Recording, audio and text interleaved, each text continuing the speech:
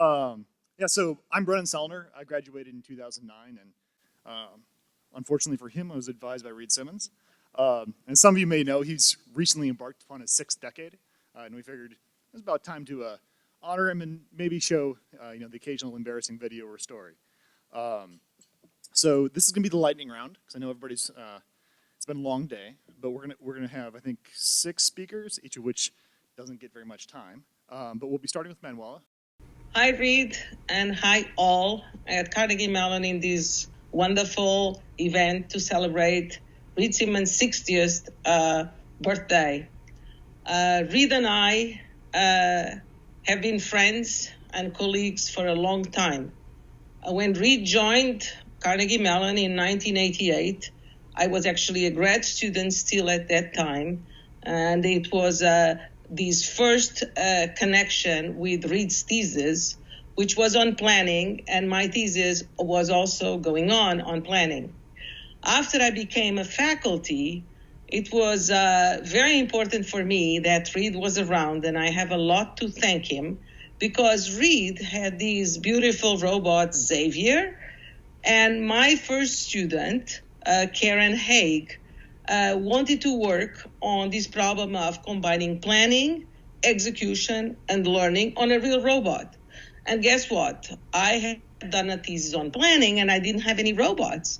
And Reid very generously let Karen and myself do research using his Xavier robot. It was the beginning of a long journey of myself working on mobile robots and collaborations with Reid Simmons. Reid has been part of my research life and of my teaching life since then.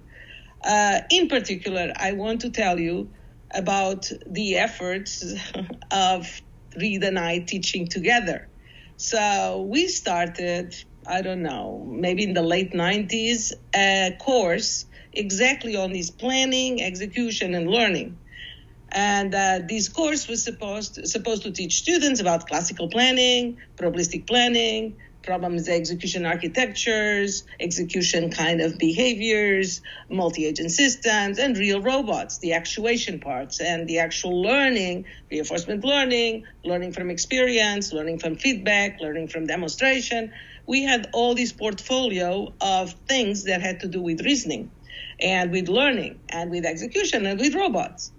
However, the big attraction of the course was, I'm sure, the material too, but was what we were always told, the interactions between Reid and I.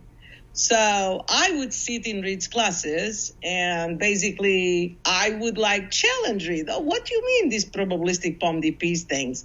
Where do the probabilities come from? And Reid would fight with me, and then I would present classical planning, and Reid would say, oh, what is all this about? And so forth. And on, the students would, I think, learn from these very targeted questions that Reid and I entertained in the course throughout the whole course. So we always sat on each other's classes, and I believe that made the course really interesting. And I have a lot to thank Reid for those interactions. I've learned a lot teaching that course together with Reid. And then that also engaged us on joint research. In addition to teaching this planning course together, which was a lot of fun, so Reid, Steve Smith, and myself actually organized the first planning conference in 1998 in Pittsburgh. It was a lot of fun. We started the planning competition. Herb Simon was our keynote speaker, and we had the first really gathering of this planning community, which turned out to be the ICAPS conference that is still going on. In those days, it was called AIPS, APES, the actual poster and design of the conference being the blocks world and the tree coming out of that blocks world, roots of the planning community and everything we want. So it was a lot of fun also to organize these ICAPS conference with Reid and Steve.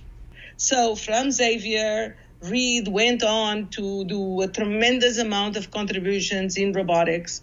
I always loved the robot receptionist, which was always like this trademark of Carnegie Mellon for a long time, all developed by Reid and his students, and trying to have these robots have a personality, all sorts of like quite novel aspects of robotics that Reid pioneered. Later on, from the Xavier, all the way while I was doing robot soccer, after my robot soccer, I started also getting interested on autonomous robots indoors. So Reid and I wrote this proposal, also joined with other faculty, to bring these autonomous robots back into our buildings. And this was the cobot research, which ended up being the substrate for many PhD theses, both of Reid students and of my students. So it was a tremendous learning experience having Reid joined in this research. And as we speak, these cobots, these robots, still move in our building, thanks to Joydeep Biswas, Stephanie Rosenthal, Brian Colton, Richard Wang, Vittorio Pereira, several, Heather Knight, several of our students that got engaged on this cobot research. So, in conclusion, I am very sorry I'm not there. Unfortunately, I thought I could be there, and then something came up, and I really cannot be in Pittsburgh today. However, my heart is there, and I really want to wish Reid the best birthday, and all of you a great celebration. And I do hope, Reid, that we'll continue to be close friends as people and as researchers. Happy birthday, Reid. All right, next we have Breland Styler. She was another of Reid's students who defended in 2018, is currently a senior robotics engineer at Near Earth Autonomy. She's going to be, well, I haven't actually seen it yet, but some sort of timeline about Reid's students and his research over the years. Yes. Okay, I'm not actually going to be doing much talking, which is probably a good thing. So I had the unknowing pleasure, now that it's all said and done, I had a great idea from Sven, actually, to try to gather the research from all of Reid's previous students, staff, masters, and PhD. So after constructing a presentation that was over 46 slides long, which had great anecdotes that we're going to tell you about tomorrow, I realized there's no way I could do it in 7 minutes. So I made a video. I apologize, there's going to be a lot of reading, but it basically is going to present Reid's research through the student perspective.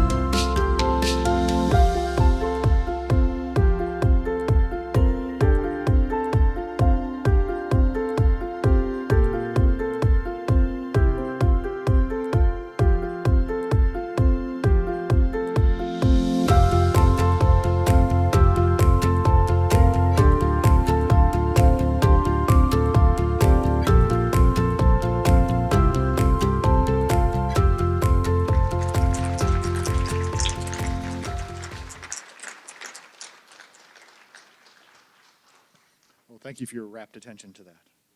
Eric Krotkov's next, and he was a co-PI with Reid back in the 90s, working with NASA on a project that included both Ambler and Rattler.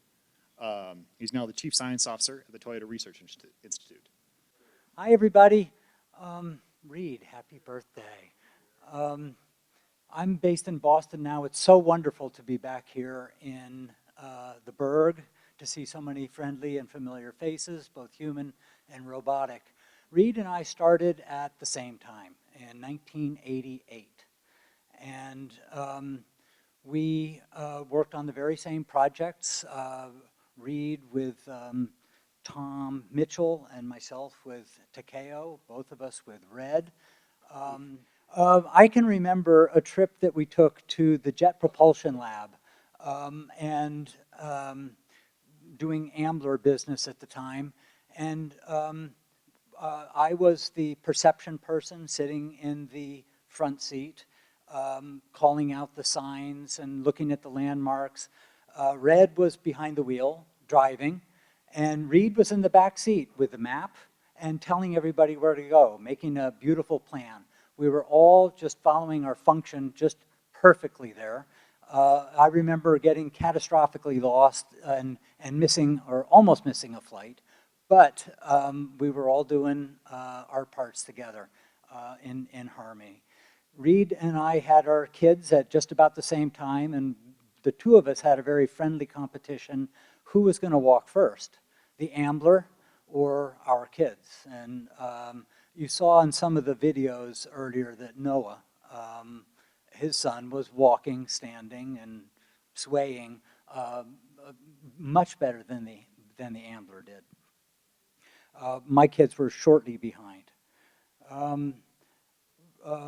Red showed some pictures of caves or pits today that made me remember the Lunar Lava Tube Explorer. Some good ideas should never go away, do they? Yeah, that was our favorite proposal, and we had a lot of enthusiasm for that. And Red, thank you for bringing it back, and I can't wait to see you parking in the most valuable real estate in the solar system. Reid, I think I was one of the first users of TCA. And, you know, getting TCA Connect to work for the first time. And that was almost like watching the Ambler grow and develop, watching the TCA take life. And we were very much in that together. It was a joy to see how successful it became. I think that I left CMU after about 10 years and went off to DARPA and other things. And one of my biggest regrets there is that kind of made Reid and I part professional ways. I think we've remained friends and colleagues, but we weren't working on the same projects together anymore. And I feel a real sense of loss from that. The best I can do, Reid, is wish you well, even if we're not working together right now, on the next few decades of producing great robots and great students. So I can't wait to see what you do next.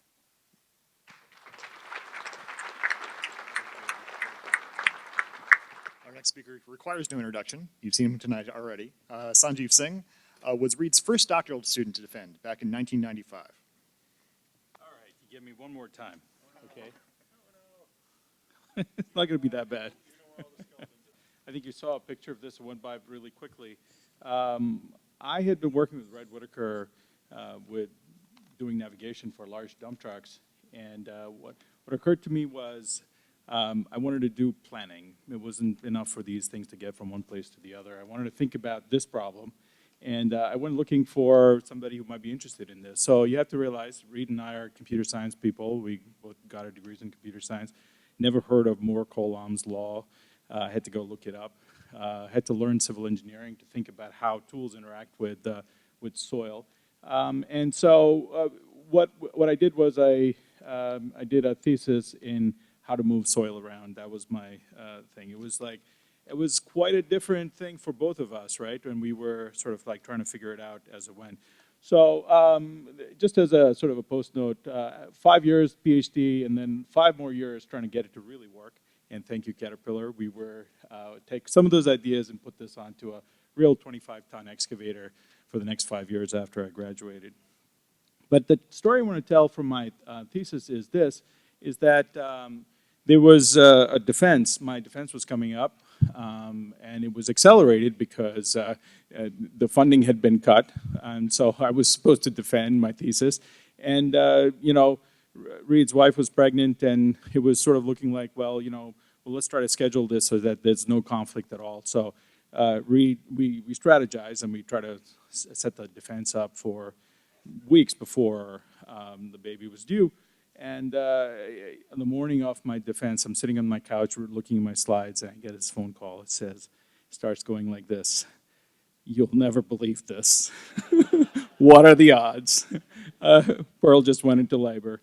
And so I wasn't quite sure how we were going to do this, right? My advisor, I had only done one PhD thesis. I was his first student. So how are we going to do this? So Gene Harpley arranged what I believe was the first telecon, where somebody was on the phone and attends the defense. Only it happened to be the primary advisor, and Reid was phoned in from the delivery room. And we could hear things dropping. At some point, we were like, okay, maybe we could put him on mute. So, you know, he could hear us, but we didn't have to hear him. So that was a first. Both things, I think, attending a thesis defense from a delivery room. But Reid had his. You want to? I just want to add one detail. Okay. Yeah, it's okay. Here we go. Right in the middle. So at one point, we were in the middle of defense. Sanjeev was finishing up. They came in. They wanted to give her an epidural. I said, "Can you wait like 20 minutes until the defense finishes?" Did not get a good reaction from that. All right. So anyway, Reid's humor is intact. I just was looking through, and I found the email that Reid sent. Let's see. I'm going to see if I can find the time. It was at 10:38 p.m. that night, and he sent this mail out to the entire department. It says, "When it rains, it pours. Reid and Pearl Simmons are pleased to announce the arrival of Joshua Morris Simmons, born at 6 p.m. I think my defense was over by 3 or so, but okay. Okay, he knows. He always remembers my thesis defense date better than me. He reminds me of this. Following an 8-hour labor, everyone's doing fine, although dreading the sleepless nights ahead. And then Reid Simmons and the Robotics Institute are pleased to announce the arrival of the newest RoboGrad, Dr. Sanjeev Singh, defended at 4 p.m. There it is, right? At January 10th, following a 6-year labor. Everyone is doing fine, and Sanjeev is looking to finally getting some sleep. Okay, so that was great. That was absolutely great. So I have one other story. So, you know, I went on right away, just like within weeks after that, to being having a different context to work with Reid, and that was as a colleague. And that's a fabulous experience of working with your thesis advisor. I was on the faculty and then worked with Reid. This is one of the many projects. I don't even think it got any attention. Reid and I are in Colorado, and I think it was Evergreen, Colorado. And this impossible project, it was sort of like Herman's thing. This was our preceptor. It didn't fall over as much as yours did, but okay, you guys you went on to the next phase. But while we were struggling with this, there was some great time. And actually, what was great was, you know, we were struggling with this, and there was a grad student in the background. I think some of you will recognize his name. Chris Urmson was doing some of the hacking in the background, so Chris Urmson shows up again here. So anyway, this is a great thing. And then we went on to doing a 10-year project together. Who gets to do that? Like a 10-year project. We worked on 2 5-year phases to have robots work together to assemble structures way before that was a thing to do. So I don't have a nice koan or sort of embarrassing quote to attribute to Reid, because I got almost all my fill from Reid Whitaker. You know, there was nothing like, if you're going to be sick, why can't you do it in front of a computer? You know, so there was all, you know, I mean, every so often, Red students get together and we tell all the Red stories so we won't forget them. So I didn't have any of those.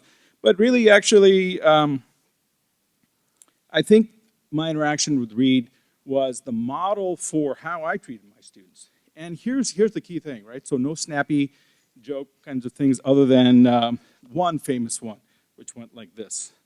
Let me be the devil's advocate. That was often the case that I got from Reid, but really actually a lot of freedom for the graduate students to find their own question. It was not like he was doling out research problems for me to solve. He let me flounder for a long time.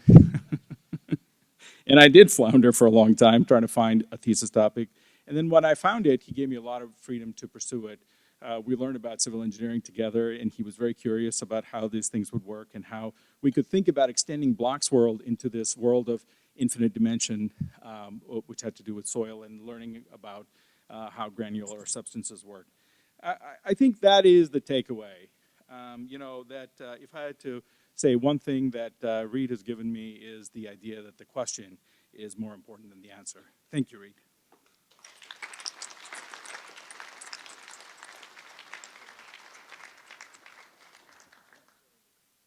So before I introduce the next speaker, one short story about Reid and Sanjeev.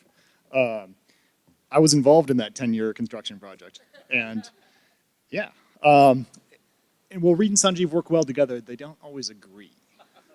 So there was a period of about 2 months where we had like a weekly status meeting, and where we were making decisions, and they would show up on alternate weeks. Like, they never come at the same time. And so Sanjeev would tell us to do something, and we'd do it. And next week, Reid would tell us to do something different. So we kept ping-ponging back and forth between the two until we finally gave up and said, we're not going to meet until the two of you arrive at the same time. So you can sort out your problems without having us as intermediaries. But that said, next up is Richard Goodwin. He was another of Reid's students. Come on. We're not sure, third or fourth, we think, somewhere around there, back in 1996. He's currently a distinguished researcher at IBM. Okay. Thanks. So, like Dave, I was somewhat confused because originally I thought it was a roast, but then it turns out to be a tribute, so I had to rewrite my speech.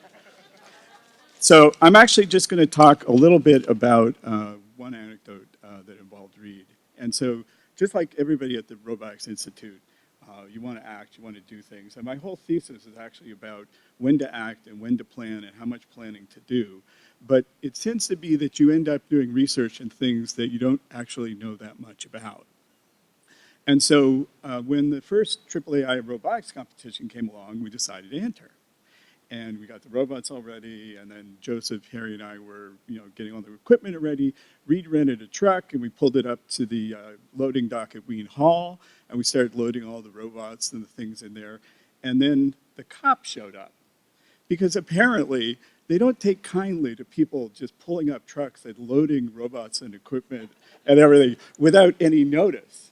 So apparently you're supposed to get a permit to do this kind of thing, but we didn't do that. In the end, they ended up calling Reid, I believe, and everything was smoothed out, but there's always interesting things happening. The other thing I mentioned is when I wrote my first paper with Reid, when I gave it to him, he came back and it was all red. Every line was red, and I thought, oh my God, he hated it. But, we got through it and submitted it. And then the next paper I gave him, it came back, and it was clean. There was nothing on it. And then he starts talking about philosophy and research and what it means to do research. So it turned out he actually hated that one, but loved the first one. And so you have to learn that from Reid to understand that when he likes something, he digs really into it and asks you all the hard questions. When he thinks you're not doing something right or totally off track, he said, okay, figure out what you're doing and then come back and talk to me. So the other thing is Sanjeev said I could give the other speech at the after party. So if you want to come and see me then, we can have another discussion. Thanks.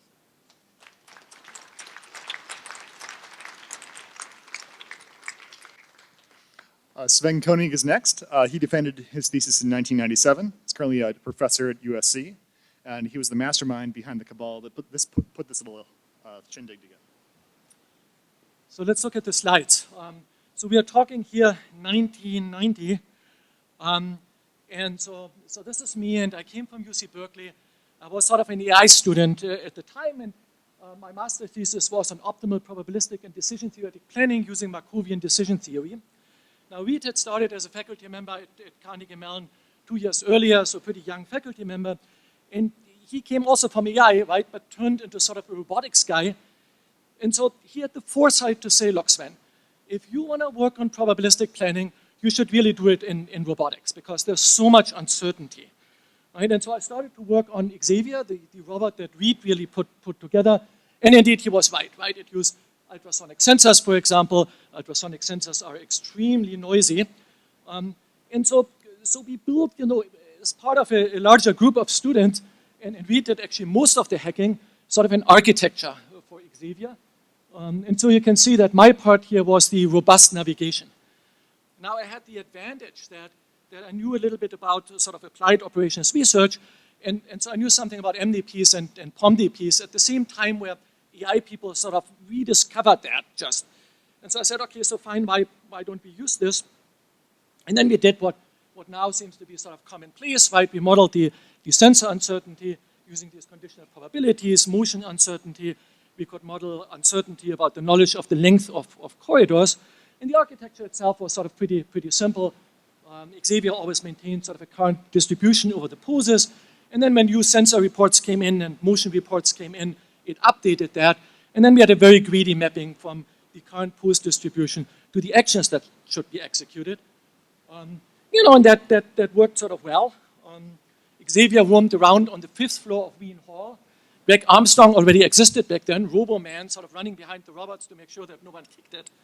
And Reid had put together this interface where you could send Xavier to a certain office, and there could take either a picture or tell a knock-knock joke.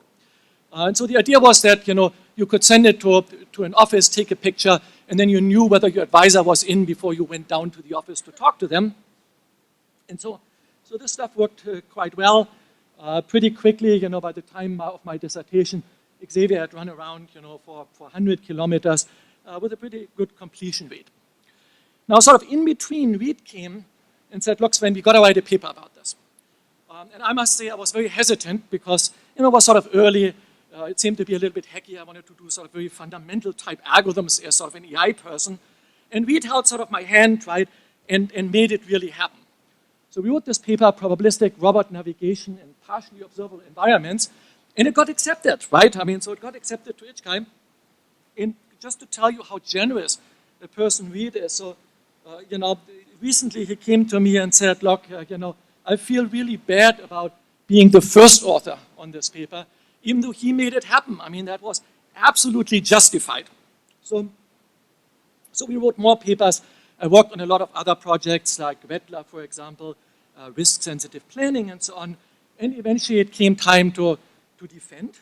I should mention that when I handed in my dissertation, Reid actually gave me cassette tapes with comments, about 3 hours of cassette tapes. It was a lot of work, okay? And these grainy videos here, these are the ones that I showed at my defense. So Xavier on the left wants to turn right into this corridor, and I think it's Lonnie and Reid who are standing there blocking it so that Xavier doesn't see it, but because it has this probabilistic estimate, it can figure out when it overshoots, turn around, look more closely. Doesn't. Never mind. And then on the right, we see sort of this interface, where Xavier sort of showed with which probability it believed to be in different parts of the corridor. Now, eventually I did graduate, and so this is where I want to thank Reid, right? For having been a great advisor, for teaching me something about research. I went on to an academic career, so Reid prepared me really greatly for this. And one of the things that I never realized, I thought I was always this independent mind, that I needed to convince Reid, in which direction to go. But of course, it was the other way around, right? Because I stayed an AI researcher, but a lot of my work was then motivated by robotics. We worked on a lot of different robots, including sort of odd things like pinball machines. But one of Reid's greatest accomplishments, I think, is this. If you look at my Google Scholar profile, right, then the most cited paper is the paper I never wanted to write, the one on probabilistic robot navigation in partially observable environments. And for all of that, thank you, Reid.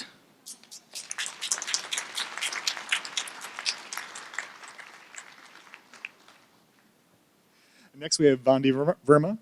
She defended back in 2004 and has been at NASA ever since, where she's currently a supervisor in the mobility and robotics section at JPL and holds one of the very few Martian driver's licenses. So yeah, when Sven asked to talk about this, he wanted some of us to talk about our researchers representing some of the work Reid has done. So no celebration for Reid is complete without talking about the extraterrestrial aspects of his work. He has a long history of collaborating on NASA projects, and I'm just going to talk about some of the ones that I've been involved with Reid. So this is Mars 2020, and this is the rover we are launching next summer. And the robots are getting increasingly more complicated. There are 7 instruments. In addition to the mobility and suspension system here, we have a 5-degree of freedom robotic arm. And there are multiple tools and instruments at the end of it, including an instrument with a hexapod and a drill. I'll try and look here so I think the sound won't change, and a helicopter. So in addition, with the time delay that we have to Mars and the limited bandwidth, the only way to to utilize all of this capability is to have them be more autonomous, and that is what a lot of what my group works on. And most of it is, everybody in my group pretty much works on the flight rovers right now. But by definition, when you're doing exploration, a lot of what you're doing is different every time. And we have hundreds of scientists who call over from all over in order to determine what we're going to do next, because it's not the obvious thing. So how we interact and operate these rovers with the autonomy is a large aspect of what we're interested in. But where this journey started is where a lot of things started here is at the slag heaps, which I'm sure many of you are familiar with. So one of the first projects I was involved with Reid was actually led by Sanjeev, which was for global and local traversability for Mars rovers.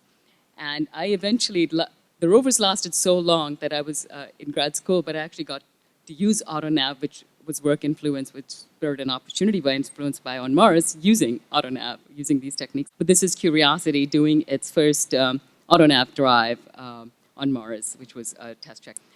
But from that, at the time that we were doing some of this work, Spirit and Opportunity were having problems with their wheels, and so I got really interested in fault detection. So my thesis, advised by Reid, was on practical particle filters for robot fault diagnosis. And we used Bayesian representation for the faults and came up with a variety of different algorithms to be able to do accurate state estimation without losing some of the accuracy. And for those of you who worked with Reid, you would be familiar with this. Whenever I look at a graph, particularly these graphs, I'm reminded of Reid's ability to process large amounts of information in a really short time. You'd be working on, generating this graph with data, and you know every little nuance, and you can explain it based on some aspect of your algorithm or the data. And then you'd walk into Reid's office, and he'd be hacking away or distracted because he's forgotten his spoon, and he's trying to eat yogurt with a coffee stirrer. And then he would look at the graph for like 30 seconds and go, that crosshair over there, if what you're saying is true, so-and-so. And he would do this not just in a weekly meeting, but he'd do this in a thesis defense to a lot of people. So he really had the ability to provide feedback at this detail level, and that's something that really interested him. But at heart, Reid is really a roboticist. And while I was working on my thesis research, I got to work on a lot of different robots here, from Sunsing to Hyperion, and actually even in France with Llama, and at NASA Ames with Lunacod and K9. He's been involved with another aspect, which is planning and execution. For a long time, it's very well known in the NASA community for that. And we also got to do some work on those aspects of it. So, he's worked on a lot of different parts of the NASA world, and we're actually going to fly some of this on Mars 2020. Some stuff related to this kind of work. But doing all of another thing I learned from Reid was while we're doing all of this research is he's always really present for the people in his life. And if I can be half as good with my 2 children as a relationship that Reid has with his kids, I think I did pretty well. So thanks, Reid.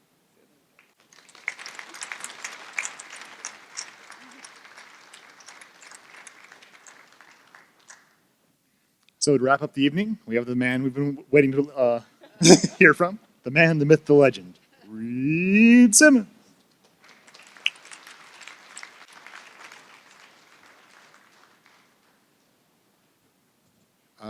Thank you very much. So before I start my prepared remarks, I want to address two things. One is that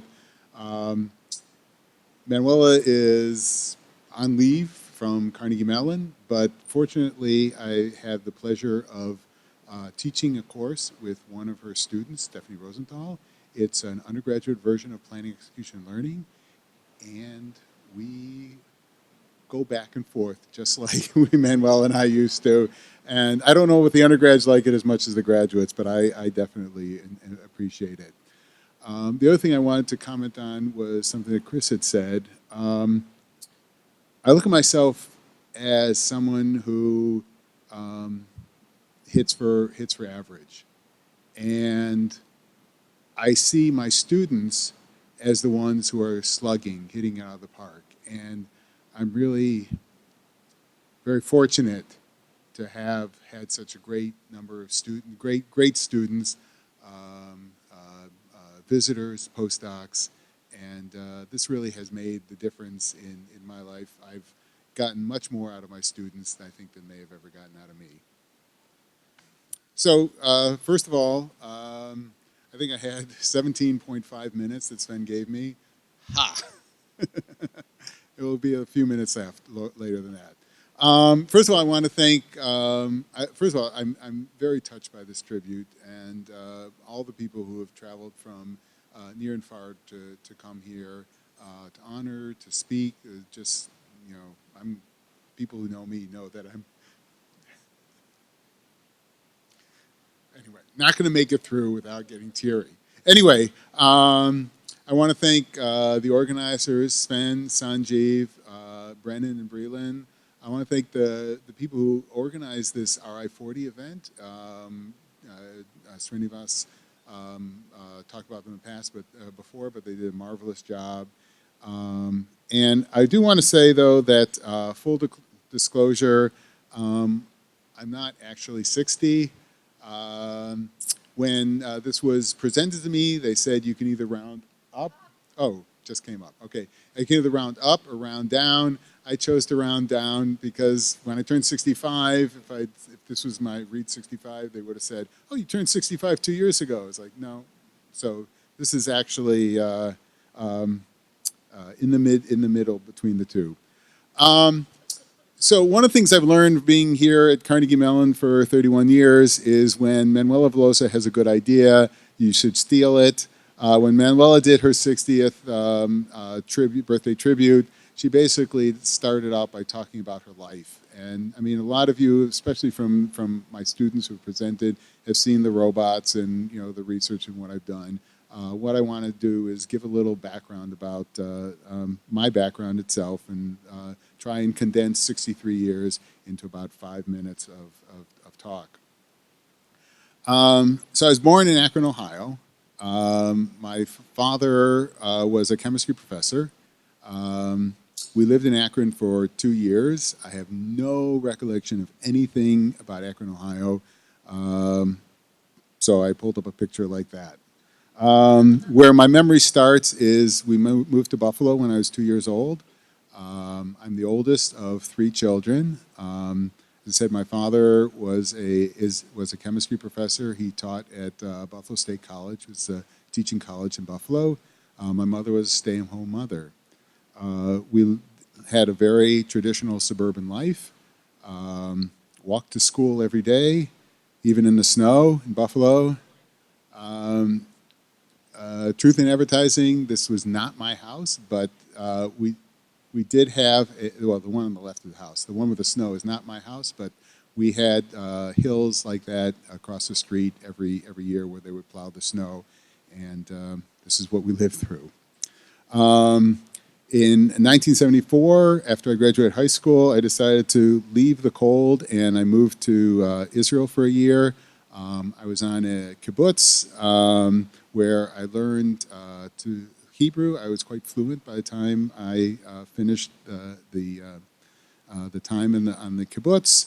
And I did a lot of farm things there. I learned how to pick fruit. I learned how to pick cotton. And Alex, I could have used you 40 years ago with your cotton picking machine. And I learned to wrestle with turkeys. And that was okay for 8 months. But after that, I got bored of the farm life. Brad, no offense. And a friend and I decided to go look for a real job. We both done programming in high school. And so the perfect job was to become computer programmers in Israel. So we looked where we could find reasonable number of computers, and Ben Gurion University had quite a number. So we went down to Ben Gurion and asked for a job, and they were very polite and politely refused to hire high school students who had never had any formal training. And over the years, I've had the fortune to go back to Ben Gurion University and give invited talks several times. And I always think to myself, if you only had known. So without being able to do computer programming, we did the next best thing. We worked for 3 months in a factory that made air compressors. My friend put a pitchfork through his foot. But I emerged unscathed. And then after that experience, I joined an archaeological dig, which was one of my passions. I had in my own mind the decision going back to college whether I should major in computer science or archaeology. And I decided that computer science would pay the bills. Archaeology I could always do as a sideline. I think I made the right choice there. So after the year was over, I went back to Buffalo. My father was ill at the time with cancer, so I didn't go far. I stayed at in Buffalo, attended the University of Buffalo, majoring in computer science. University of Buffalo has 2 main campuses, an older one and a newer one, both very lovely campuses. And at the time, they had a 3rd campus, which was an industrial park where, you guessed it, computer science was located. So this is where I spent 4 years in a corrugated building. But the good thing about it was that I met Stu Shapiro. He was a new faculty member at Buffalo, had a degree in artificial intelligence, and he taught an undergraduate course in AI, hired me as a undergraduate research assistant. I spent a year trying to get a computer to play the game Clue, maintaining multiple symbolic hypotheses. Failed utterly, but I fell in love with the field. And once I realized that you could get an education in artificial intelligence and you could actually get paid for doing for the job, I was hooked. But I had another detour. I decided I wanted to work for a year. I found a small company in Ann Arbor, Michigan that made CAD software, and I spent a year doing their graphical interface for this CAD system. While I was at Michigan, I learned the joys of attending Division I football. University of Buffalo had canceled their football program several years earlier because of the student riots of the late 60s, early 70s. So there was no football at Buffalo. This was my first exposure to it. The other notable thing about being in Ann Arbor is that a friend and I took a 1974 rotary Mazda whose engine had burned out and replaced its gas engine with an electric engine, put in a bunch of batteries, and we're building an electric vehicle in 1979, 1980. We got it right before I left Ann Arbor. We got it to the point where we could drive it on the road a couple times. I transported it to Boston, left it out on the street because we didn't have any driveways at our apartment, and within a month it got stolen. I have no pictures of the actual car. This was devastating, and it wasn't until about 2010 that I finally got a real electric vehicle.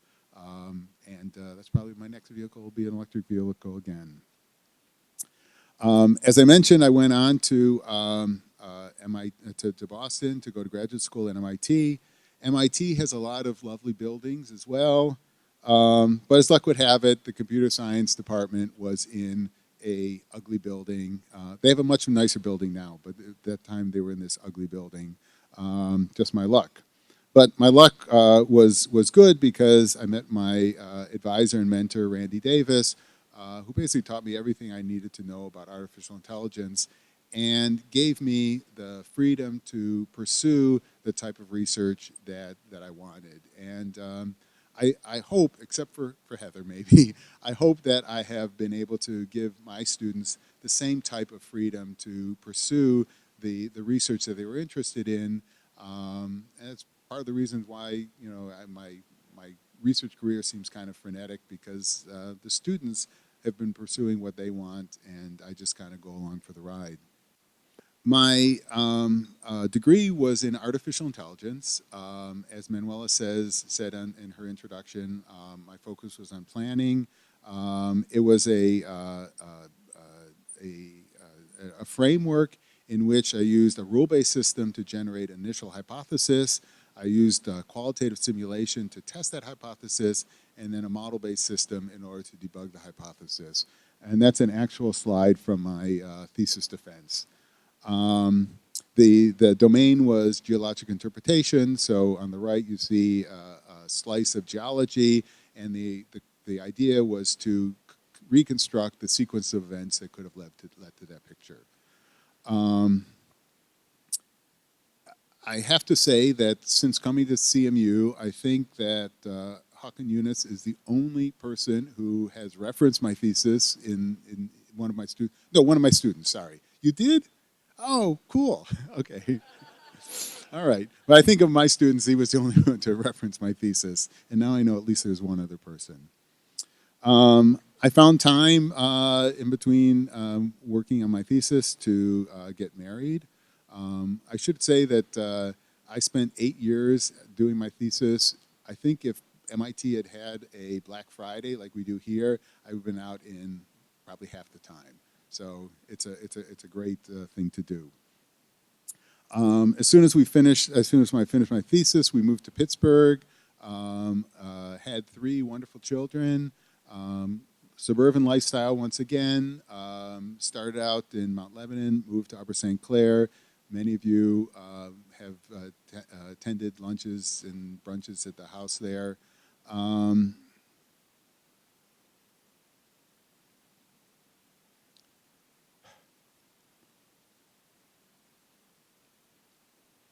And when I was practicing this, I got through without any problem.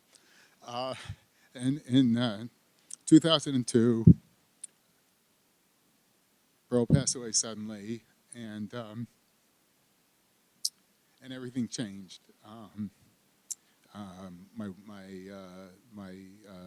My personal life changed. My work life changed. Everything changed. Fortunately,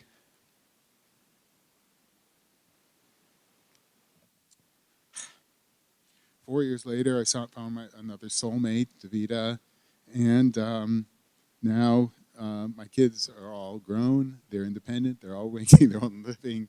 I'm not paying for any of them anymore. This is at the wedding of my oldest son, Noah. So I had two, at my 31-year career here, I have two, breaks. The first was a sabbatical at Hebrew University in 1999. I spent time there teaching, refining the course, the Planning, Execution, Learning course that Manuela talked about.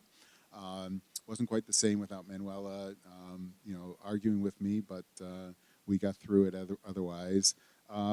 Didn't get much research done, but we did do a lot of traveling around the country.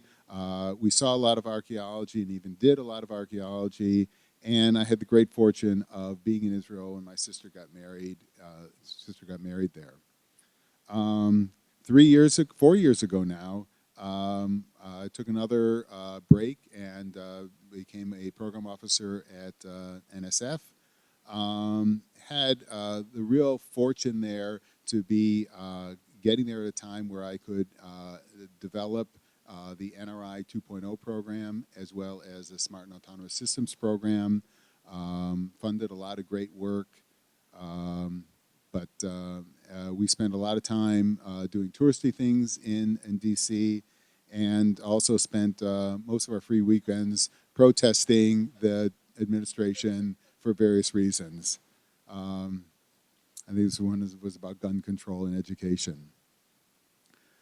Coming back, I took on a new position of being the director of the AI major. It's this new undergraduate artificial intelligence major. It's the first in the country. This is our first 20 students that started in the fall of 2018. We now have 55 students and moving to a steady state of about 110, 120. And one of the things I'm really excited about is that we are developing an AI makerspace where we're going to put all sorts of high-tech hardware, drones, robots, IoT, a lot of software, and the students will come in and do remarkable things with it, the next generation of AI researchers.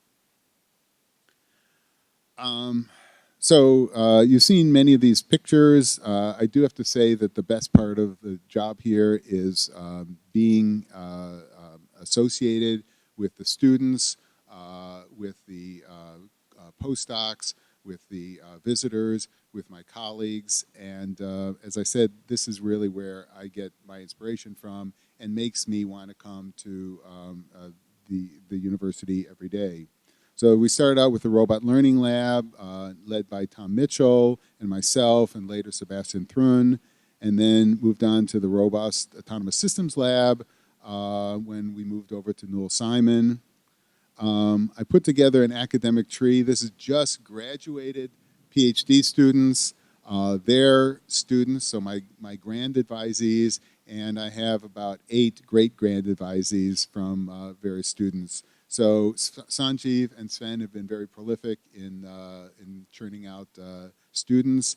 I have 21 graduated students, and what I'd like to do is have all my PhD students stand up, current and past, master students, and visitors, and if there are any postdocs here as well. So please stand up to be recognized.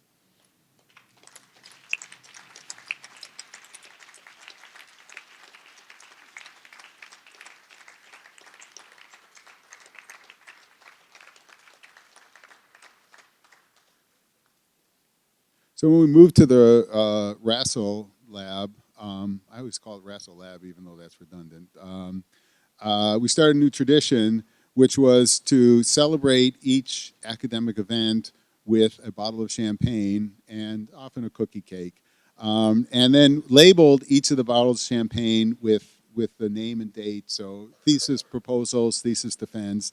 The very first one is Brennan's thesis proposal in the bottom left, and the last one to date is Breland's defense at the front right.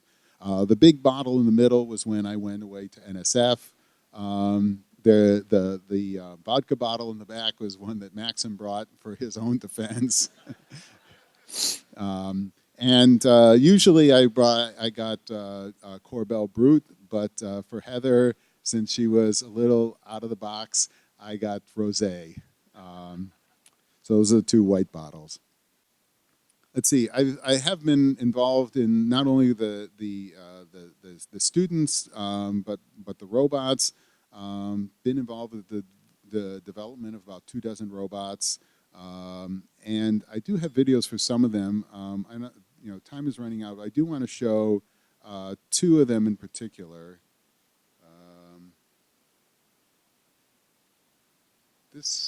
This one has this is the Ambler video. The first project I worked on.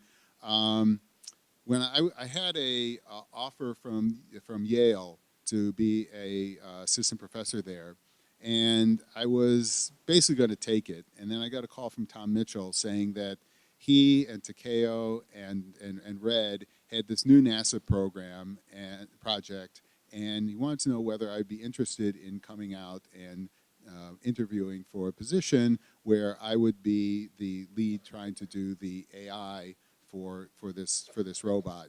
And it intrigued me. Coming from Buffalo, I wasn't sure I wanted to live in Pittsburgh, but I came out anyway, and Pearl came out. We both liked the city very much. When I came out here, though, that it was clear very quickly that there wasn't a lot of AI that we were going to do right off the bat, because the first thing that Red's team did was write a real-time operating system for the single-board computer that the Ambler was using. I'm thinking, okay, that's getting really down in the weeds. So I spent the next 10 years working on robot architectures, and still keeping the AI stuff in the back of my mind, but had this little detour. Anyway, so I do want to show this. This is a National Geographic special. In an age when technology usually strives to make machines as small as possible, Ambler is a giant. Built to explore unmapped planets, the 19-foot robot can step over large boulders and avoid trenches that a smaller machine couldn't negotiate. All 6 legs move independently, and sensors on the base of each foot tell Ambler what kind of surface it's stepping on. But learning how to walk is a lot harder for a young machine than it is for a human child. For the first 8 months of his life, he was not doing anything, and the Ambler wasn't doing anything. And then he started crawling, and the Ambler started crawling along, and he started walking. A month later, the Ambler started walking, and maybe next year they'll both be running outside together in the playground. I don't know. One of the things that really struck me was that we have this whole team putting the robot together and getting it to walk. And basically, just by himself, you know, he learned to walk. And it's really quite amazing what a head start evolution gives you over what engineering knows right now. So this was taken the night before NASA was going to come for a site visit, and we had never successfully gotten the robot to walk as far as it needed to go.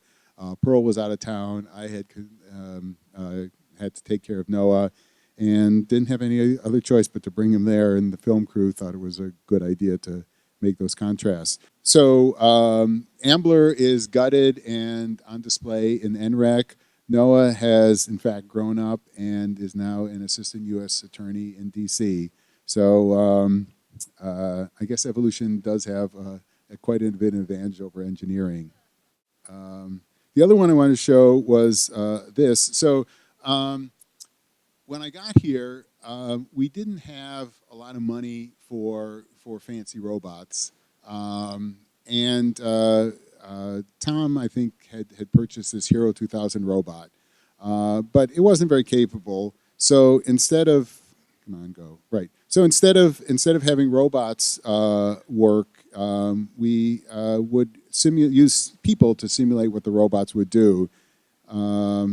So this is one example. It's Tom Mitchell in the middle there. I don't understand the message. I have no idea who's behind the mask. If anyone knows, let me know. Lonnie, when you talk, say it again? Lonnie, when you talk, say whether you're the decision module or the controller. I'm the controller. Okay. So that was where everyone had their own duty. It's kind of like what Eric was talking about earlier. One was the perception system. The controller couldn't actually see anything. He just had to take commands. And then Rich did an experiment where, again, he asked a person to behave like a robot in terms of a multitask system.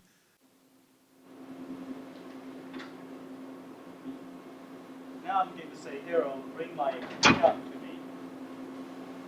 So just like real robots, watching humans pretend to be robots is a lot better in sped up 10 times. So this in real time goes on for minutes and minutes and minutes. But she eventually gets all her tasks done and succeeds and then recharges. So, all right, one more thing. So as was mentioned, as Rich mentioned, that we went to the first AAAI robot competition, and we took Ambler. We took Hero, and Hero, and we did okay. We didn't win the competition, but when we got back, Raj was mortified that Carnegie Mellon had sent something as primitive as Hero to this robot competition, and he basically said, "You're not going to ever do this again," and gave us money to build Xavier. And Xavier was then the workhorse in our lab for at least 15 years after that. So thank you, Raj, for having the foresight to help out a young faculty member like that. This was one of the competitions where Hero showed off not only its navigation skills, but it's also dexterity. It's an arm that Sanjeev built, and Herman and Sanjeev built, and it was the only one in the competition to lift the box, that big box, over its head. I think I'm going to show one more to embarrass Chris Hermson. So this was the Grace in the AAA mobile robot competition. We expected there was going to be like half a dozen people watching the robot, and there were hundreds and hundreds, so it really kind of screwed up our navigation algorithms. But one of the things the robot had to do was to get in line and register for the conference.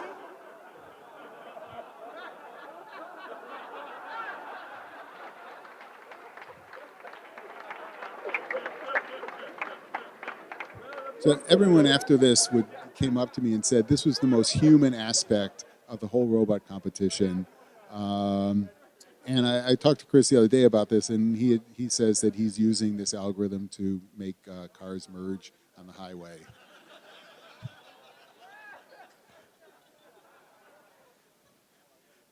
There was a lot of publicity out of that. Grace was a star. It's getting harder and harder to tell the difference between robots and humans. It sure is, Jimmy. Stay tuned for Robot Clues on Jeopardy! One more. I promise this will be the last. This is a project that we did for the Navy, and it just goes to show the lengths that a dedicated roboticist needs to go in order to make a successful demonstration.